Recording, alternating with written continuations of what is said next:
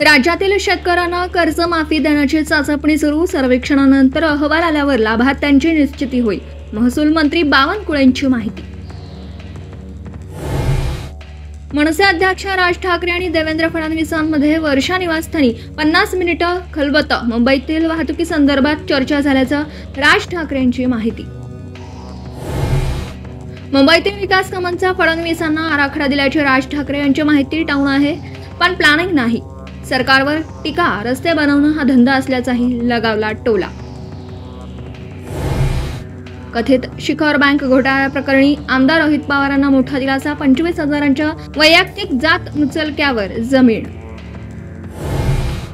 सुनेत्रा पवारांच्या संघाच्या राष्ट्र सेविका समितीच्या बैठकीला हजेरी. कंगना रनौतच्या निवासस्थानी भेट. पत्नी कुठे गेली याची माहिती नसते. दादांची मिश्कील प्रतिक्रिया.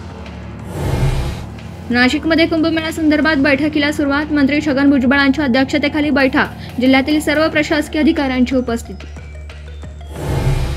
तत्वाकरिता आणि विचाराकरिता मारण्याची ही तयारी. सद्भावना रॅली. बाळासाहेब थोरातांचा आक्रमक पवित्रा. तर वातावरण कोण बिघडवतं? अमोल खताळ आणि संग्राम भंडारेंवर अप्रत्यक्ष निशाणा.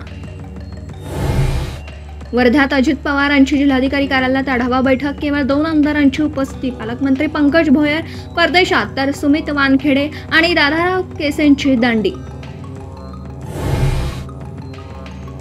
नरसिंहवाडी दत्त मंदिर पाण्याखाली. कृष्णा नदीच्या पुरामुळे भाविकांची गैरसोय.